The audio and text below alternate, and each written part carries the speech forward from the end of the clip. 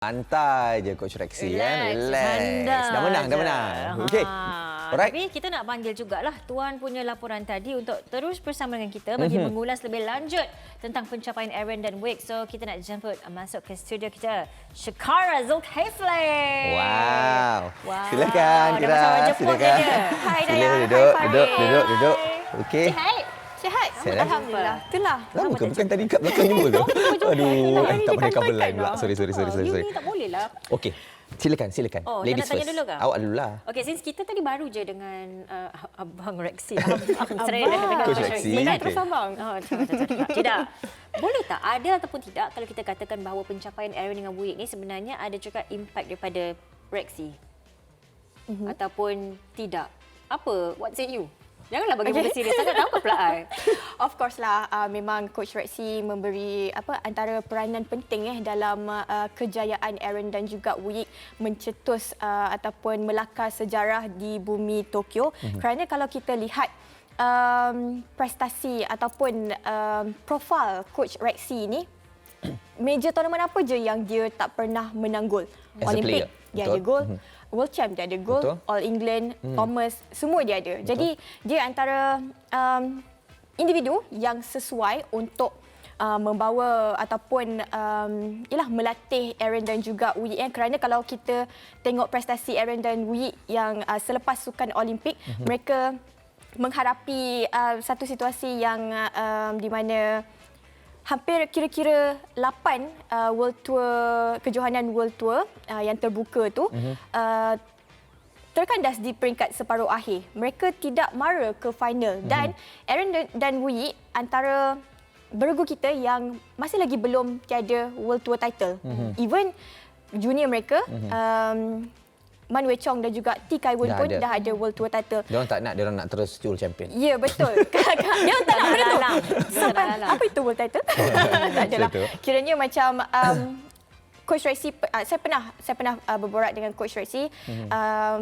Dia selalu mengatakan apabila Aaron dan juga Wake ni terkandas di separuh akhir, sebenarnya mereka ni fight dengan diri mereka sendiri. Betul. Mereka hilang fokus. Tahap ketahanan mental mereka yang kurang kuat, sebab kalau opponent kejar mereka ataupun diorang ketinggalan, mereka cepat panik dan itu meletakkan beban dekat diri sendiri. Meletakkan beban dekat diri sendiri. Jadi itu yang Coach Rexy cuba selesaikan dan kita lihat buktinya sendirilah. Dan sebelum ni Coach Rexy pun memang pernah membawa Tan Boo Hyung dan juga Ko Kian Kiat ke peringkat final pada 2010. Jadi memang tapi kita tidak sisihkan jugalah jasa Coach Flandy Lim-Pele yang membentuk Aaron dan juga Wake.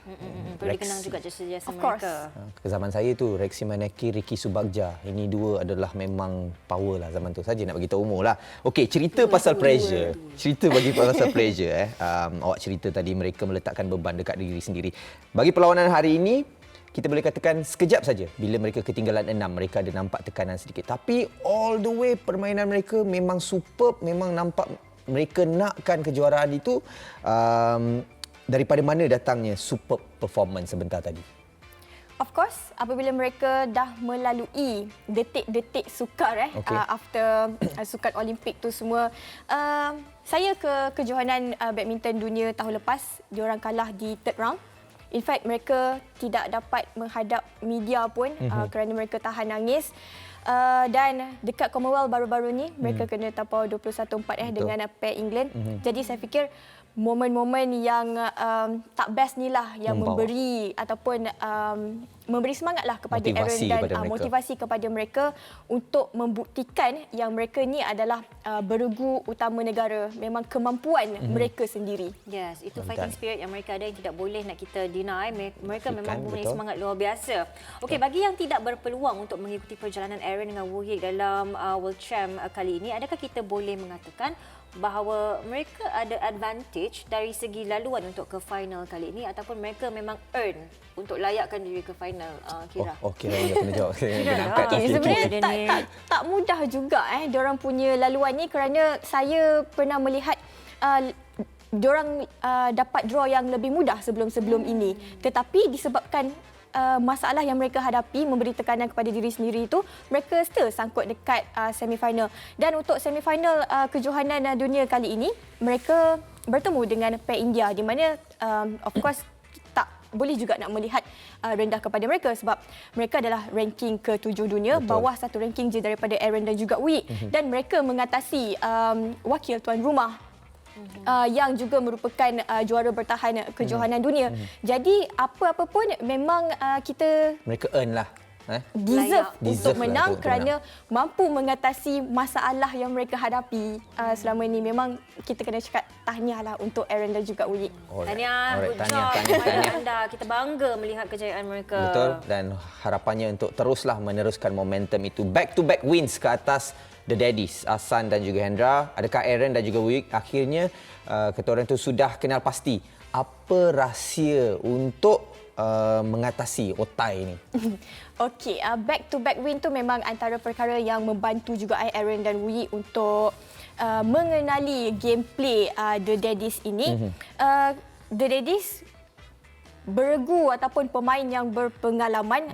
Kalau kita lihat pun mereka menang dengan The Daddies di Sukan Olimpik Tokyo. Betul. Mereka menang dengan rubber set. Dan pertemuan kali kedua di Malaysia Open pun rubber set. Dan kali ini pun mereka menang straight set. Dengan The Daddies. Jadi itu antara yang membantu Aaron dan Wui jugalah.